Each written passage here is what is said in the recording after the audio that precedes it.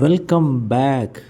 വാർത്താപ്രേമികളായ എല്ലാവർക്കും news reading മലയാളത്തിൻ്റെ ഇന്നത്തെ എപ്പിസോഡിലേക്ക് സ്വാഗതം. ഇന്ന് 2025 ജനുവരി 16. ഏവർക്കും ശുഭദിനം നേർന്നുകൊണ്ട് ഈ എപ്പിസോഡ് തുടങ്ങുകയാണ്. പ്രധാന വാർത്തകൾ സ്കിപ്പ് ചെയ്യാതെ അവസാനം വരെ കാണുമെന്ന് പ്രതീക്ഷിക്കുന്നു. പ്രത്യാശയുടെ വാർത്തയോടെയാണ് ഇന്നത്തെ വാർത്താ വായന തുടങ്ങുന്നത്. ഗാസ ആശ്വാസത്തിലേക്ക്. 15 മാസമായി ഗാസയിൽ നടക്കുന്ന ഇസ്രായേൽ ഹമാസ് യുദ്ധത്തിന് താൽക്കാലിക വിരാമം. 42 ദിവസം നീളുന്ന ആദ്യഘട്ട വെടിനിർത്തലിന് ഇസ്രായേലും ഹമാസും തമ്മിൽ ധാരണയായെന്ന് മധ്യസ്ഥ രാഷ്ട്രങ്ങൾ അറിയിച്ചുവെന്ന് റോയിറ്റേഴ്സ് വാർത്താ ഏജൻസി റിപ്പോർട്ട് ചെയ്തു. US-ൻ്റെ പിന്തുണയോടെ ഈജിപ്തിൻ്റെയും ഖത്തറിൻ്റെയും മധ്യസ്ഥതയിൽ നടത്തിയ മാസങ്ങൾ നീണ്ട ചർച്ചകൾക്കൊടുവിലാണ് വെടിനിർത്തൽ സാധ്യമാകുന്നത്.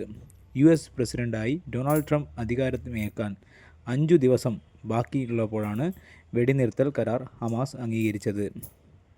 ഇസ്രായേൽ മന്ത്രിസഭയിൽ ഇതിനുള്ള വോട്ടെടുപ്പ് വ്യാഴാഴ്ചയോടെ പൂർത്തിയാകുമെന്ന് കരുതുന്നു. 2023 ഒക്ടോബർ 7 ഹമാസ് ഇസ്രായേലിൽ കടന്നുകയറി 1139 പേരെ വധിക്കുകയും 251 പേരെ ബന്ദികളാക്കുകയും ചെയ്തതിനു പിന്നാലെയാണ് ഗാസയിൽ യുദ്ധം തുടങ്ങിയത്. ബന്ദികളിൽ 105 പേരെ 2023 നവംബർ നിലവിൽ വന്ന വെടിനിർത്തൽ സമയത്ത് മോചിപ്പിച്ചിരുന്നു. ഇതിനു പകരമായി ഇസ്രായേലിൽ തടവിലുണ്ടായിരുന്ന 240 പാലസ്തീൻകാരെ മോചിപ്പിച്ചിരുന്നു. ബന്ദികളിൽ 94 പേരെ ഇനിയും വിട്ടുകിട്ടാനുണ്ട്. അവരിൽ 30-ലേറെ പേർ കൊല്ലപ്പെട്ടിട്ടുണ്ടാകാമെന്ന് ഇസ്രായേൽ പറയുന്നത്. ഗാസയിൽ ഇതുവരെ മരണം 46,707. അതിൽ 7,000 സ്ത്രീകളും 12,000 കുട്ടികളും ഉൾപ്പെടുന്നു. വളരെ ദുഃഖകരമായ ഒരവസ്ഥ തന്നെയാണിത്. ഒരു യുദ്ധം നാടിനെ എങ്ങനെ നശിപ്പിക്കുന്നു എന്നതിനുള്ള പൂർണ്ണ ഉദാഹരണമാണ് ഇസ്രായേൽ ഹമാസ് യുദ്ധം. യുദ്ധം ഇനിയും നമ്മൾക്ക് ആവശ്യമുണ്ടോ?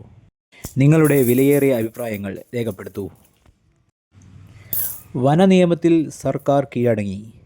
കടുത്ത പ്രതിഷേധങ്ങൾക്കൊടുവിൽ വന നിയമ ഭേദഗതി സർക്കാർ ഉപേക്ഷിച്ചു. വെള്ളിയാഴ്ച തുടങ്ങുന്ന നിയമസഭാ സമ്മേളനത്തിൽ നിയമ ഭേദഗതി പാസാക്കുന്നതിനായി കരട് പ്രസിദ്ധീകരിച്ചിരുന്നെങ്കിലും ഭേദഗതി വേണ്ടെന്ന് ബുധനാഴ്ച മന്ത്രിസഭാ യോഗം തീരുമാനിക്കുകയായിരുന്നു.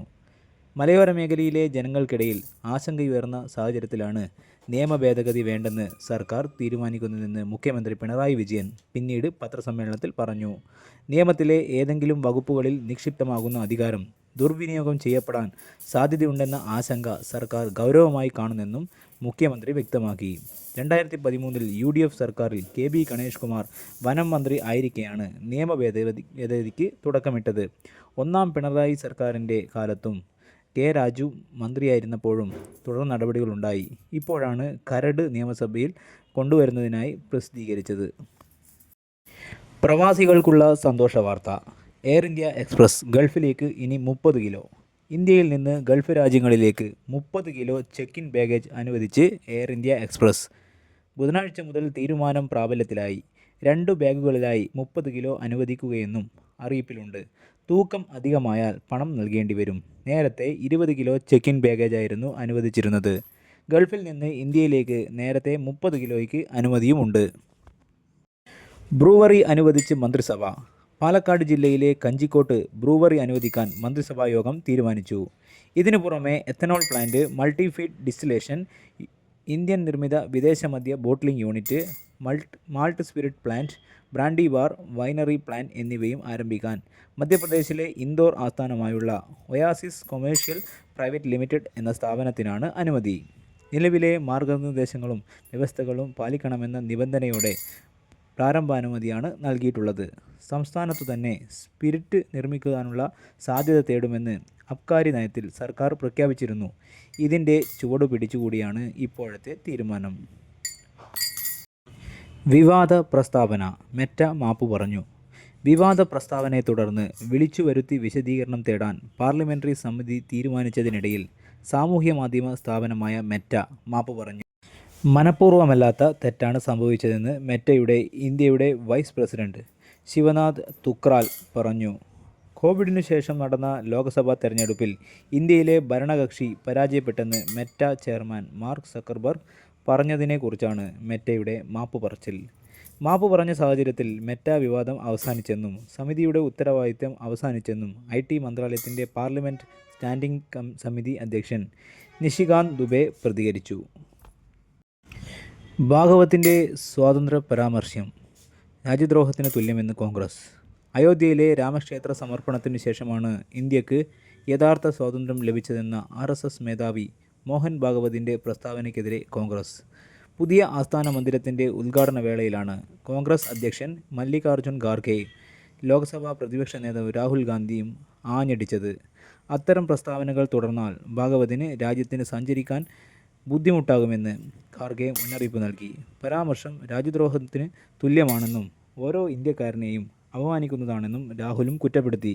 ബ്രിട്ടീഷുകാർക്കെതിരെയുള്ള പോരാട്ടവും ഭരണഘടനയും അസാധുവാണെന്നാണ് ഭാഗവത് പറയുന്നത്. മറ്റേത് രാജ്യമായാലും അദ്ദേഹത്തെ അറസ്റ്റ് ചെയ്ത് വിചാരണ ചെയ്യും.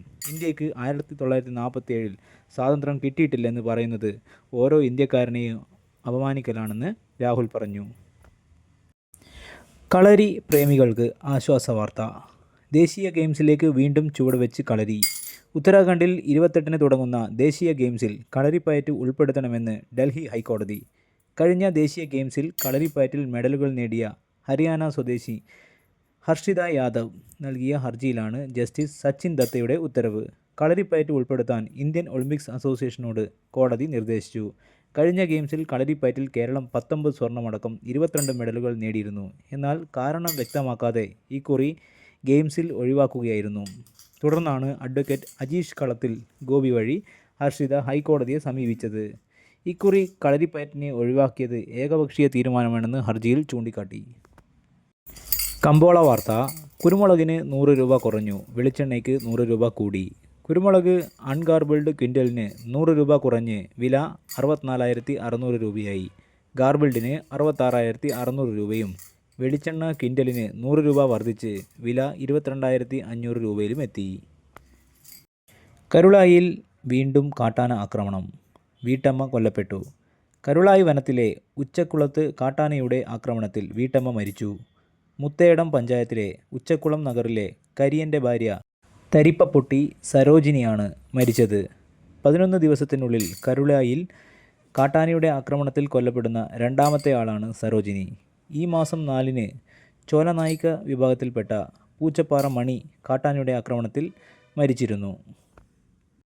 രാത്രിയോടെ പോസ്റ്റ്മോർട്ടം നടത്തി മൃതദേഹം നിലമ്പൂർ ജില്ലാ ആശുപത്രി മോർച്ചറിയിൽ എത്തിച്ച് ഫ്രീസറിൽ സൂക്ഷിച്ചിരിക്കുകയാണ്. വ്യാഴാഴ്ച ഉച്ചക്കുളത്ത് സംസ്കരിക്കും. മക്കൾ സനു, സരിത, സവിത, മരുമക്കൾ റീജ, രതീഷ്, സുധീഷ്. മരിച്ച സരോജിനിക്ക് ന്യൂസ് റീഡിംഗ് മലയാളത്തിൻ്റെ ആദ്യാഞ്ജലി. മാപ്പ് പറഞ്ഞ് തടിയൂരി ബോബി ചെമ്മണ്ണൂർ. കോടതിയോട് കളിക്കരുതെന്ന് ഹൈക്കോടതി. നടി നൽകിയ ലൈംഗികാധിക്ഷേപ പരാതിയിൽ ജാമ്യം ലഭിച്ചിട്ടും ജയിലിൽ തുടർന്ന ബോബി ചെമ്മണ്ണൂരിന് കടുത്ത വിമർശനവുമായി ഹൈക്കോടതി.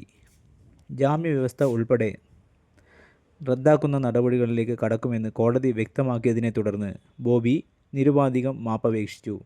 ഈ മാപ്പപേക്ഷ കണക്കിലെടുത്ത് തുടർ നടപടികളിലേക്ക് കടക്കാതെ വിഷയം കോടതി അവസാനിപ്പിച്ചു. ചെറിയ കേസുകളിലുൾപ്പെടെ പല പ്രതികൾക്കും ജാമ്യം ലഭിച്ചിട്ടും കെട്ടിവെക്കാൻ പണമില്ലാത്ത ബുദ്ധിമുട്ട് പരിഹരിക്കാനാണ് താൻ ഒരു ദിവസം കൂടി ജയിലിൽ കഴിഞ്ഞതെന്ന് ബോബി ചെമ്മണ്ണൂർ വ്യക്തമാക്കിയിരുന്നു. ബുധനാഴ്ച ജില്ലാ ജയിലിൽ നിന്ന് പുറത്തിറങ്ങിയ ശേഷമുള്ള ഈ വാക്കുകളാണ് കോടതിയെ ചൊടിപ്പിച്ചത്. ഈ വിഷയം 3 തവണയാണ് ജസ്റ്റിസ് PV കുഞ്ഞികൃഷ്ണൻ പരിഗണിച്ചത്. വേണ്ടി വന്നാൽ ജാമ്യം റദ്ദാക്കുമെന്നും ഒരു ഘട്ടത്തിൽ കോടതി മുന്നറിയിപ്പ് നൽകി. റിമാൻഡിലുള്ളവരെ പരാമർശിച്ച് ബോബി പറഞ്ഞത് നാക്കുപിഴയാണെന്നും ഇനി ഇക്കാര്യത്തിൽ വായ് തുറക്കരുതെന്നും മുന്നറിയിപ്പ് നൽകിയിട്ടുണ്ടെന്നും അഭിഭാഷകൻ ബോധിപ്പിച്ചു. ഇന്ത്യ വൻ സമുദ്രശക്തിയായി മാറുന്നു. പ്രധാനമന്ത്രി 3 അത്യാധുനിക യുദ്ധക്കപ്പലുകൾ രാജ്യത്തിന് സമർപ്പിച്ചുകൊണ്ട് നടത്തിയ പ്രസംഗത്തിൽ സമുദ്ര സുരക്ഷയിൽ വലിയൊരു കുതിച്ചുചാട്ടമാണ് ഇന്ത്യ നടത്തിയതെന്ന് അദ്ദേഹം പറഞ്ഞു. സമുദ്രശേഷിയിൽ ആഗോള മുൻനിരക്കാരായി രാജ്യത്തെ മാറ്റിയെടുക്കാൻ ഈ യുദ്ധക്കപ്പലുകളുടെ ഇന്ത്യക്ക് സാധിക്കും. INS സൂറത്ത്, INS നീലഗിരി, INS വാഗ്ഷീർ എന്നീ കപ്പലുകളാണ് അദ്ദേഹം രാജ്യത്തിന് സമർപ്പിച്ചത്. മുംബൈയിലെ നാവിക തുറമുഖത്തായിരുന്നു ചടങ്ങ്. മിസൈൽ വേധ യുദ്ധ മുങ്ങിക്കപ്പലുകൾ ഒരേ സമയം കമ്മീഷൻ ചെയ്യുന്നത് ഇതാദ്യമാണെന്നും പ്രധാനമന്ത്രി ചൂണ്ടിക്കാട്ടി. ഈ 3 കപ്പലുകളും ഇന്ത്യയിൽ തന്നെ നിർമ്മിച്ചതാണെന്നും ആത്മനിർഭർ ഭാരത് ഇന്ത്യയെ കരുത്തുറ്റ സ്വയം പര്യാപ്തമാക്കി മാറ്റിയതായും അദ്ദേഹം പറഞ്ഞു. ഇന്ത്യ ഒരു സമുദ്രശക്തിയായി മാറുമ്പോൾ തന്നെ ഈ രംഗത്ത് നാം വിശ്വസ്തരും ഉത്തരവാദിത്തമുള്ള പങ്കാളികളുമാകണം. സമുദ്രത്തെ മയക്കുമരുന്നിൽ നിന്നും ആയുധത്തിൽ നിന്നും ഭീകരതയിൽ നിന്നും മുക്തമാക്കുന്നതിൽ ഇന്ത്യ ആഗോള പങ്കാളിയായിട്ടുണ്ട്. നമ്മുടെ സമുദ്രാതിർത്തി സംരക്ഷിക്കേണ്ടത് അത്യന്താപേക്ഷിതമാണ്. അതിവേഗ ഇമിഗ്രേഷൻ ഇന്നു മുതൽ കൊച്ചിയിലും. അന്താരാഷ്ട്ര യാത്രകൾക്ക് വിമാനത്താവളങ്ങളിലെ കാത്തിരിപ്പ് കുറയ്ക്കുന്ന അതിവേഗ ഇമിഗ്രേഷൻ ട്രസ്റ്റഡ് ട്രാവലർ പ്രോഗ്രാം പദ്ധതി കൊച്ചിയിലും. ജൂണിൽ ഡൽഹി വിമാനത്താവളത്തിൽ തുടങ്ങിയ പദ്ധതി കൊച്ചി അടക്കം രാജ്യത്തെ 7 വിമാനത്താവളങ്ങളിലാണ് വ്യാഴാഴ്ച തുടങ്ങുന്നത്. അഹമ്മദാബാദിൽ കേന്ദ്ര ആഭ്യന്തരമന്ത്രി അമിത് ഷാ ഉദ്ഘാടനം നിർവഹിക്കും. ചെന്നൈ, ബാംഗ്ലൂരു, കൊൽക്കത്ത, ഹൈദരാബാദ്, മുംബൈ വിമാനത്താവളങ്ങളാണ് പദ്ധതി തുടങ്ങുന്ന മറ്റുള്ളവ. ഇമിഗ്രേഷൻ നടപടി വേഗമാക്കാൻ ലക്ഷ്യമിട്ടുള്ള സൗകര്യം മുൻകൂട്ടി വിവരം നൽകി രജിസ്റ്റർ ചെയ്യുന്നതിൽ അർഹരായവർക്കാണ് പ്രയോജനപ്പെടുക. ഇന്ത്യക്കാർക്കും ഓവർസീസ് സിറ്റിസൺ ഓഫ് ഇന്ത്യ കാർഡുള്ളവർക്കും ആഭ്യന്തര മന്ത്രാലയത്തിൻ്റെ പ്രത്യേക പോർട്ടൽ വഴി അപേക്ഷിക്കാം. വിദേശത്തേക്കുള്ള യാത്രയ്ക്കും തിരിച്ചു വരുമ്പോഴും ഇത് ഉപയോഗിക്കാം. അന്വേഷണത്തിന് ശേഷമാകും അർഹരെ തിരഞ്ഞെടുക്കുക. ഏതെങ്കിലും കേസിൽ പ്രതിയായവർക്ക് ഈ സൗകര്യം പ്രയോജനപ്പെടുത്താനാവില്ല. ഡൽഹി നിയമസഭാ തെരഞ്ഞെടുപ്പ് പത്രികാ സമർപ്പണം നാളെ അവസാനിക്കും. സമയപരിധി വെള്ളിയാഴ്ച അവസാനിക്കാനിരിക്കെ ഡൽഹിയിൽ നിയമസഭാ തെരഞ്ഞെടുപ്പിൻ്റെ സ്ഥാനാർത്ഥി പത്രികാ സമർപ്പണം തകൃതിയായി. പ്രധാനപ്പെട്ട നേതാക്കളെല്ലാം നാമനിർദ്ദേശ പത്രിക നൽകി കഴിഞ്ഞു. ഫെബ്രുവരി 5-നാണ് വോട്ടെടുപ്പ്. ആം ആദ്മി പാർട്ടിയുടെ മുഖ്യമന്ത്രി സ്ഥാനാർത്ഥി അരവിന്ദ് കെജ്രിവാൾ ബുധനാഴ്ച നാമനിർദ്ദേശ പത്രിക സമർപ്പിച്ചു. സിറ്റിംഗ് മണ്ഡലമായ ന്യൂഡൽഹിയിലാണ് കേജ്രിവാൾ മത്സരിക്കുന്നത്. മണ്ഡലത്തിലെ BJP സ്ഥാനാർത്ഥി പർവേഷ് വർമ്മയും പത്രിക സമർപ്പിച്ചു. ഷീല ദീക്ഷിത്തിൻ്റെ മകൻ നന്ദീപ് ദീക്ഷിതാണ് കോൺഗ്രസ് സ്ഥാനാർത്ഥി. രൂപയുടെ മൂല്യശോഷണം വിദേശ പഠനത്തിന് ചെലവേറും. ഡോളറിനെതിരെ രൂപയുടെ മൂല്യം തുടർച്ചയായി ഇടിയുന്നത് വിദേശ വിദ്യാഭ്യാസത്തിനും ഇറക്കുമതിക്കും വിദേശയാത്രകൾ നടത്തുന്നവർക്കും തിരിച്ചടിയാകും. US ഉൾപ്പെടെയുള്ള രാജ്യങ്ങളിലെ സർവകലാശാലകളിൽ ഡോളറിൽ ഫീസടക്കുന്നവർക്ക് വലിയ പ്രതിസന്ധിയാണ് ഉണ്ടാവുക. അതേസമയം നാട്ടിലേക്ക് പണമയക്കുന്ന വിദേശ ഇന്ത്യക്കാർക്ക് രൂപയുടെ വിലയിടിയുന്നത് നേട്ടമാണ്. എയർ കേരള ജൂണിൽ സർവീസ് തുടങ്ങും. ആദ്യ സർവീസ് കൊച്ചിയിൽ നിന്ന്. മലയാളികളുടെ സംരംഭമായ എയർ കേരള ജൂണിൽ ആഭ്യന്തര വിമാന സർവീസ് ആരംഭിക്കും. കൊച്ചിയിൽ നിന്നായിരിക്കും ആദ്യ സർവീസ്. കൊച്ചി അന്താരാഷ്ട്ര വിമാനത്താവളമാണ് എയർ കേരളയുടെ ഹബ്ബ്. 76 സീറ്റുള്ള വിമാനമായിരിക്കും സർവീസ് നടത്തുക. ആദ്യഘട്ടത്തിൽ 5 വിമാനങ്ങളാണ് സർവീസിനായി ഉപയോഗിക്കുക. വിമാനങ്ങൾ പാട്ടത്തിനെടുത്താണ് സർവീസ് തുടങ്ങുന്നത്. വിമാനങ്ങൾ ലഭ്യമാക്കുന്നതിന് ഐറിഷ് കമ്പനിയുമായി കരാർ ഒപ്പുവെച്ചു. 2 വർഷത്തിനുള്ളിൽ 20 വിമാനങ്ങൾ സ്വന്തമാക്കുകയാണ് ലക്ഷ്യം. വിമാനങ്ങൾ ലഭിക്കാൻ ബുദ്ധിമുട്ടില്ലെന്നും എന്നാൽ പൈലറ്റുമാരെ കിട്ടാനാണ് ഏറെ ബുദ്ധിമുട്ട് നേരിടുന്നതെന്നും എയർ കേരള സാരഥികൾ പത്രസമ്മേളനത്തിൽ പറഞ്ഞു. ക്രൂഡ് ഓയിൽ വില $80 കടന്നു. ഒരിടവേളയ്ക്ക് ശേഷം അന്താരാഷ്ട്ര വിപണിയിൽ അസംസ്കൃത എണ്ണവില വീണ്ടും $80 മുകളിൽ. റഷ്യയിൽ എണ്ണ ഉൽപ്പാദിപ്പിക്കുന്ന പ്രധാന കമ്പനികളെയും അവിടെ നിന്ന് എണ്ണ ഇറക്കുമതി ഉപയോഗിക്കുന്ന 183 ടാങ്കറുകളെയും ഇൻഷുറൻസ് കമ്പനികളെയും വ്യാപാരികളെയും ലക്ഷ്യമിട്ട് അമേരിക്ക പുതിയ ഉപരോധം കൊണ്ടുവന്നതാണ് പെട്ടെന്നുള്ള വിലവർധനയ്ക്കു പിന്നിൽ. ഒരാഴ്ചയുടെ വിലയിൽ 6% വർധനയാണ് രേഖപ്പെടുത്തിയിരിക്കുന്നത്. പ്രവർത്തന നേട്ടത്തിൽ കേരള ബാങ്ക്. വായ്പ 50,000 കോടി രൂപ പിന്നിട്ടു. വായ്പാ വിതരണത്തിൽ കുതിപ്പുമായി പ്രവർത്തന നേട്ടത്തിൽ കേരള ബാങ്ക്. കേരളത്തിൽ 50,000 കോടിയിലധികം വായ്പ നൽകിയ 5 ബാങ്കുകളിലൊന്നായി കേരള ബാങ്ക് മാറിയെന്ന് മന്ത്രി VN വാസവൻ പത്രസമ്മേളനത്തിൽ പറഞ്ഞു. SBIക്ക് തൊട്ടു പിന്നിലായാണ് കേരള ബാങ്കിൻ്റെ സ്ഥാനം. വായ്പയിൽ 50% കാർഷിക മേഖലയ്ക്കാണ്. 25% നേരിട്ടുള്ള കാർഷിക വായ്പയും 25% കാർഷിക വായ്പ സഹകരണ സംഘങ്ങൾക്കുള്ള വായ്പയാണ്. ഇത് സഹകരണ മേഖലയുടെ സാമൂഹ്യ പ്രതിബദ്ധതയാണ് കാണിക്കുന്നതെന്നും വാസവൻ പറഞ്ഞു. വനിതകൾ വൻ കരുത്തിൽ ബാറ്റ് വീശിയപ്പോൾ പുരുഷന്മാർ സൃഷ്ടിച്ച റൺമലകളും റെക്കോർഡുകളും വഴിമാറി. അയർലൻഡിനെതിരായ ഏകദിന ക്രിക്കറ്റ് പരമ്പരയിലെ അവസാന മത്സരത്തിൽ ഇന്ത്യൻ വനിതകൾ റെക്കോർഡുകളുടെ അകമ്പടിയോടെ കൂറ്റൻ ജയവും പരമ്പരയും സ്വന്തമാക്കി. 304 റൺസിന് വിജയിച്ച ഇന്ത്യ 3 മത്സരങ്ങളുടെ പരമ്പരയിൽ സമ്പൂർണ്ണ വിജയം നേടി. ഇന്ത്യ 50 ഓവറിൽ 5-ന് 435. അയർലൻഡ് 31.4 ഓവറിൽ 131 റൺസിന് പുറത്ത്. ക്യാപ്റ്റൻ സ്മൃതി മന്ദാനയുടെ വെടിക്കെട്ട് സെഞ്ചുറിയും 6ാം ഏകദിനം കളിക്കുന്ന ഡൽഹി ഓപ്പണർ പ്രതിക റാവലിൻ്റെ ആദ്യ സെഞ്ചുറിയും ചേർന്നതോടെയാണ് ഇന്ത്യ കൂറ്റൻ സ്കോറിലേക്ക് കുതിച്ചത്. ഇരുവരും ചേർന്ന് ഓപ്പണിംഗ് കൂട്ടുകെട്ട് 26.4 ഓവറിൽ 233 റൺസ് വാരിക്കൂട്ടി. റെക്കോർഡിട്ട് ജോക്കോ മുന്നോട്ട്. സെർബിയൻ ടെന്നീസ് ഇതിഹാസം നൊവാക് ജോക്കോവിച്ചിന് മറ്റൊരു റെക്കോർഡ് കൂടി. ഓസ്ട്രേലിയൻ ഓപ്പൺ ടെന്നീസ് 3ാം റൗണ്ടിൽ കടന്നതോടെ ഏറ്റവുമധികം ഗ്രാൻഡ് സ്ലാം മത്സരങ്ങൾ കളിച്ച താരമെന്ന സ്വിസ് താരം റോജർ ഫെഡററുടെ റെക്കോർഡാണ് 38-കാരനായ ജോക്കോവിച്ച് മറികടന്നത്. 24 ഗ്രാൻഡ് സ്ലാം കിരീടങ്ങൾ സ്വന്തമാക്കിയ ജോക്കോ 430 മത്സരം പൂർത്തിയാക്കി. 2ാം റൗണ്ടിൽ പോർച്ചുഗലിൻ്റെ ജെയ്മി ഫാരിയയെ കടുത്ത പോരാട്ടത്തിലാണ് സെർബിയൻ 7ാം സീഡ് കീഴടക്കിയത്. മഹാകുംഭമേള ത്രിവേണിയിൽ സ്നാനം ചെയ്യാൻ 21 വിദേശ പ്രതിനിധികൾ. കേന്ദ്ര സർക്കാരിൻ്റെ ക്ഷണപ്രകാരം മഹാകുംഭമേളയിൽ എത്തുന്ന വിദേശ പ്രതിനിധികൾ വ്യാഴാഴ്ച രാവിലെ ത്രിവേണി സംഗമത്തിൽ സ്നാനം ചെയ്യും. 10 രാജ്യങ്ങളിൽ നിന്നുള്ള 21 പേരുടെ സംഘമാണ് ത്രിവേണിയിൽ കുളിക്കുകയെന്ന് UP സർക്കാർ അറിയിച്ചു. Fiji, Finland, Guyana, Malaysia, Mauritius, Singapore, ദക്ഷിണാഫ്രിക്ക, Sri Lanka, Trinidad and Tobago, UAE എന്നിവിടങ്ങളിൽ നിന്നുള്ളവരാണ് സംഘത്തിലുള്ളത്. വിദേശകാര്യ മന്ത്രാലയത്തിന് കീഴിലെ external publicity and public diplomacy വിഭാഗമാണ് പ്രതിനിധി സംഘത്തെ ക്ഷണിച്ചിരിക്കുന്നത്. ബുധനാഴ്ച വൈകിട്ട് സംഘത്തിന് കുംഭമേള നടക്കുന്ന പ്രദേശം നടന്നു കാണാൻ അവസരമൊരുക്കി. വ്യാഴാഴ്ച രാവിലെ ഹെലികോപ്റ്റർ മാർഗവും കുംഭമേള ഇവരെ കാണിക്കും.